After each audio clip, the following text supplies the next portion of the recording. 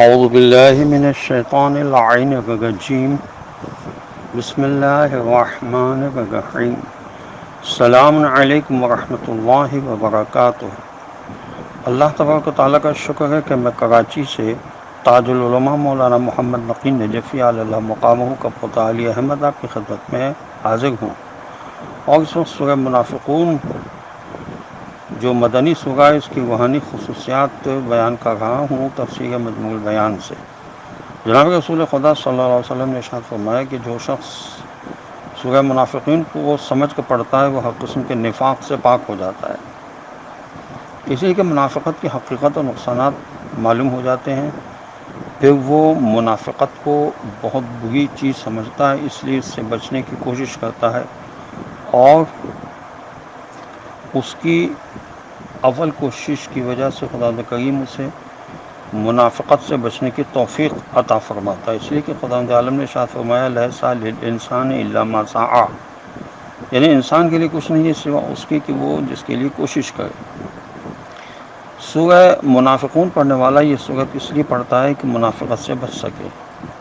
کیونکہ منافقت خداوند یکتا کو سخت ناپسند ہے۔ قرآن میں فرمایا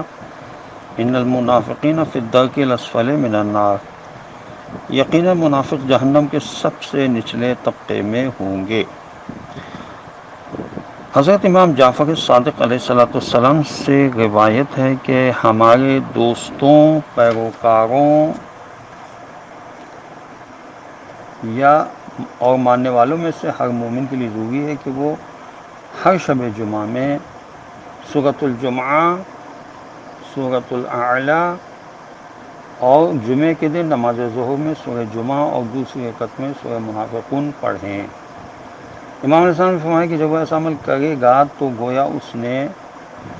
جناب رسول خدا صلی اللہ علیہ وسلم کے عمل کو انجام دیا، پھر اس عمل کی جزا اور اس کا ثواب اللہ کی بارگاہ میں جنت ہے۔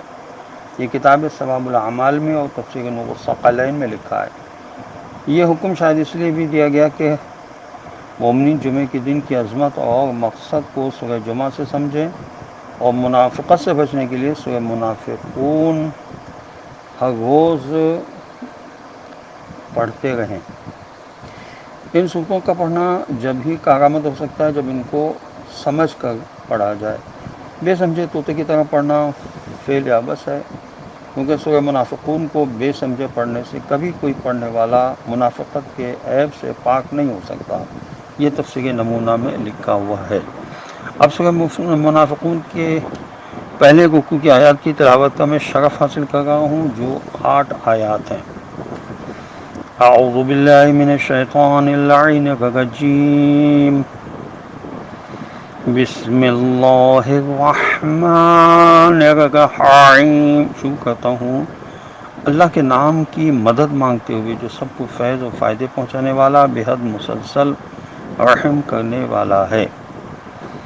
اذا جاءك المنافقون قالوا نشهد انك لرسول الله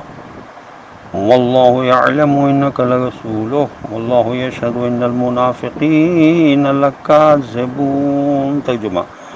جب منافق آپ کے پاس آتے ہیں تو کہتے ہیں کہ ہم گواہی دیتے ہیں کہ حقیقتاً آپ صلی اللہ علیہ وسلم اللہ کے رسول صلی اللہ علیہ وآلہ وسلم ہیں، اور اللہ خوب جانتا ہے کہ آپ صلی اللہ علیہ وسلم واقعاً اس کے بھیجے ہوئے رسول صلی اللہ علیہ وآلہ وسلم ہیں، مگر اللہ گواہی دیتا ہے کہ منافق بالکل جھوٹے ہیں۔ حضرت امام محمد باقر علیہ السلام سے طاؤس یمانی نے دریافت کیا، یبن رسول اللہ صلی اللہ علیہ وسلم، وہ کون سی قوم ہے جس نے جو گواہی دی وہ بات تو سچی تھی مگر پھر بھی خدا عالم نے ان کو جھوٹا قرار دیا؟ امام علیہ السلام نے فرمایا وہ منافقین ہیں جو وہ گواہی دیتے ہیں کہ آپ صلی اللہ علیہ وسلم اللہ کے رسول ہیں، حالانکہ وہ دل سے اس کی نفی کرتے ہیں، اس لیے جھوٹے ہیں۔ یہ تفسیر صافی میں بحوالہ احتجاج تبریسی لکھا ہوا ہے۔ آیت نمبر 2، اتخذوا ایمانہم جنۃ فصدوا عن سبیل اللہ انہم ساء ما کانوا یعملون۔ ترجمہ: انہوں نے اپنی قسموں کو اپنے لیے ڈھال بنا رکھا ہے، یعنی اپنے بچنے کا سامان بنا رکھا ہے، اور اسی طرح یہ اللہ کے راستے سے خود بھی روکے رہتے ہیں اور دوسروں کو بھی روکے رکھتے ہیں۔ حقیقتاً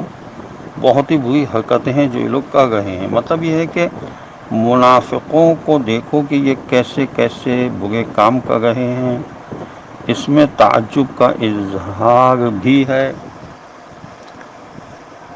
اور ان کے برے کام کی شدت کو بتانا بھی مقصود ہے۔ یہ مدارک میں لکھا ہے۔ آیت نمبر 3، ذَلِكَ بِأَنَّهُمْ آمَنُوا ثُمَّ كَفَرُوا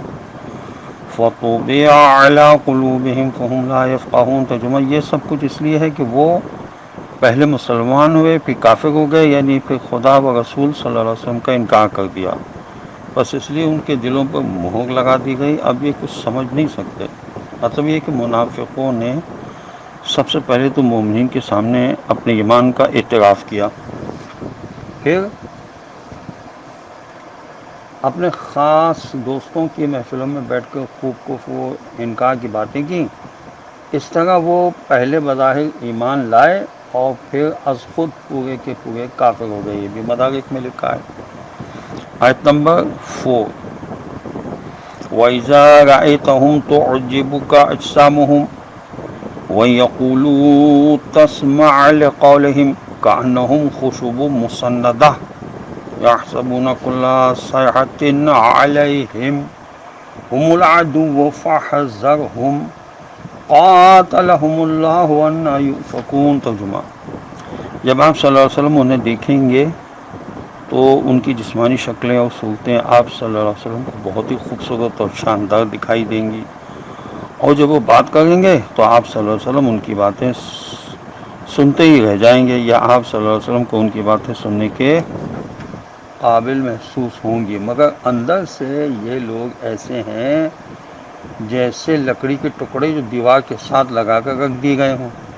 یعنی بے حس اور بے عقل، نیز یہ کہ یہ لوگ ہر زوردار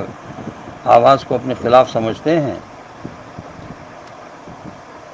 اور یہ تمہارے پکے دشمن ہیں، ان سے بچ کر رہیے گا، ان پر اللہ کی مار ہو یا اللہ انہیں غارت کرے، یہ کدھر بھٹکتے پھر رہے ہیں۔ خشب مسندہ کا مطلب ہے وہ دیوار سے لگی ہوئی لکڑیوں کی طرح، یعنی بے فائدہ، بے مصرف، علم و عقل سے خالی مورتیوں جیسے لوگ ہیں۔ اور آخر میں فرمائے وہ کہاں بہکے پھرتے ہیں، یعنی وہ حق سے پھرے ہوئے لوگ ہیں۔ یہ تفسیر صافی میں لکھا ہے، آیت نمبر 5، وَإِذَا قِيلَ لَهُمْ تَعَالَوْا يَسْتَغْفِرْ لَكُمْ رَسُولُ اللَّهِ لَوَّوْا رُءُوسَهُمْ وَرَأَيْتَهُمْ يَصُدُّونَ وَهُمْ مُسْتَكْبِرُونَ۔ ترجمہ، اور جب ان سے کہا جاتا ہے کہ آؤ تاکہ اللہ کا رسول صلی اللہ علیہ وسلم تمہارے لیے گناہوں کی معافی کی دعا کرے، تو وہ اپنے سر تکبر سے جھٹک کر گھما لیتے ہیں، پھر تم دیکھتے ہو کہ وہ بڑے تکبر کے ساتھ تمہارے پاس آنے سے رک جاتے ہیں۔ آیت نمبر 6، سواء علیہم استغفرت لہم ام لم تستغفر لہم لن یغفر اللہ لہم ان اللہ لا یہدی القوم الفاسقین۔ ترجمہ، تو اے نبی صلی اللہ علیہ وسلم، اب برابر ہے چاہے آپ صلی اللہ علیہ وسلم ان کے لیے ان کے گناہوں کی معافی کی دعا کریں یا نہ کریں، اللہ انہیں ہرگز معاف نہ کرے گا، کیونکہ یہ حقیقت ہے کہ اللہ بد کردار لوگوں کی ہدایت نہیں کرتا، یہ ایسے بدماش لوگوں کو منزل مقصود تک نہیں پہنچاتا۔ آیت نمبر 7، هم الذين يقولون لا تنفقوا على من عند رسول الله حتى ينفضوا ولله خزائن السماوات والارض ولكن المنافقين لا يفقهون۔ ترجمہ، یہ وہی لوگ ہیں جو یہ کہتے ہیں کہ ان لوگوں کو روپیہ پیسہ نہ دو جو رسول خدا صلی اللہ علیہ وسلم کے پاس ہیں، تاکہ یہ لوگ رسول صلی اللہ علیہ وسلم کے پاس سے ادھر ادھر منتشر ہو جائیں۔ حالانکہ آسمان و زمین کے تمام خزانوں کا مالک اللہ ہی تو ہے، مگر یہ بات منافق سمجھتے ہی نہیں۔ اس آیت کے شان نزول یہ ہے، تفسیر کبیر میں لکھا ہے کہ غزوہ بنی مصطلق کے موقع پر انصار و مہاجرین میں کچھ اختلافات پیدا ہو گئے، اس پر منافقوں کو سنہری موقع ہاتھ آ گیا، اور وہ فوراً انصار کے ہمدرد بن کر ان سے کہنے لگے کہ تم لوگوں نے مکہ سے جو آ کر یہاں ہجرت کی ہے اور مہاجروں کو بھائی بنا کر ان کا دماغ خراب کر دیا ہے، تم ان کو خرچ دینا بند کر دو۔ تو یہ سارے کا سارا مجمع رسول خدا صلی اللہ علیہ وسلم کے پاس سے بھاگ کھڑا ہوگا۔ اصل بات یہ ہے کہ منافق یہ بات نہیں جانتے کہ اصل دینے والا خدا ہے، حقیقی قوت و طاقت، غلبہ، رزق خدا کے ہاتھ میں، وہ جس کو چاہے وسیلہ بنا کر فائدہ پہنچاتا ہے۔ آیت نمبر 8 جو اس رکوع کی آخری آیت ہے، یقولون لئن رجعنا الی المدینۃ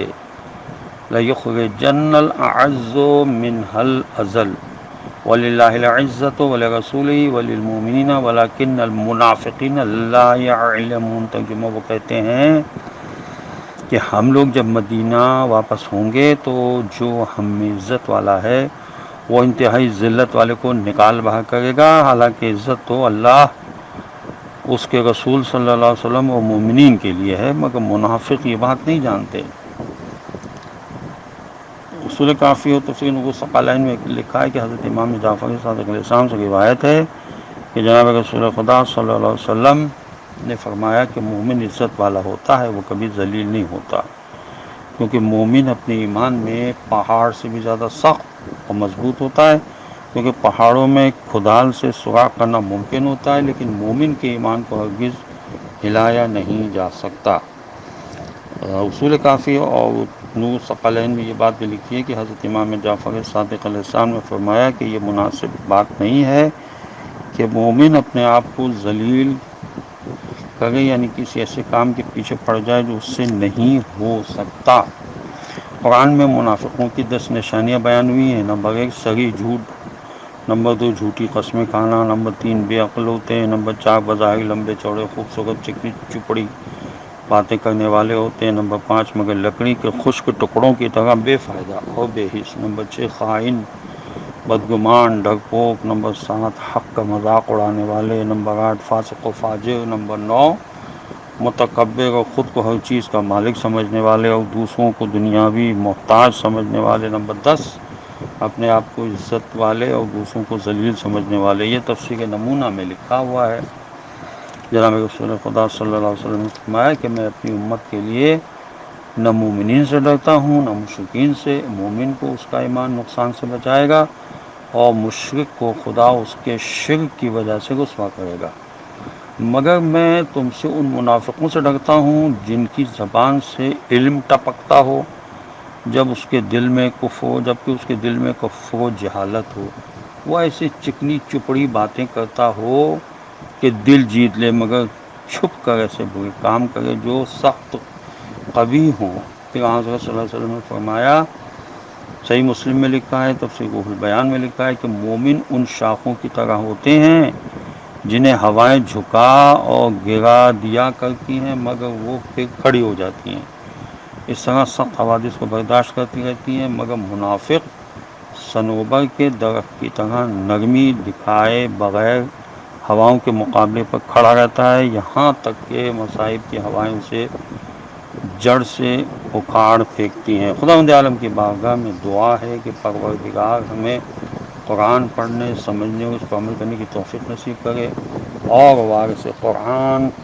حضرت امام زمانہ عجل اللہ تعالیٰ فرجہ شریف کے ظہور میں خدا تعجیل فرما دے اور ہمیں ان کے اعوان و انصار میں شامل ہونے کی توفیق نصیب ہو۔ وآخر دعوانا ان الحمد للہ رب العالمین، وصلی اللہ علی محمد وعلی آلہ الطیبین الطاہرین المعصومین المظلومین۔ والسلام علیکم ورحمۃ اللہ وبرکاتہ۔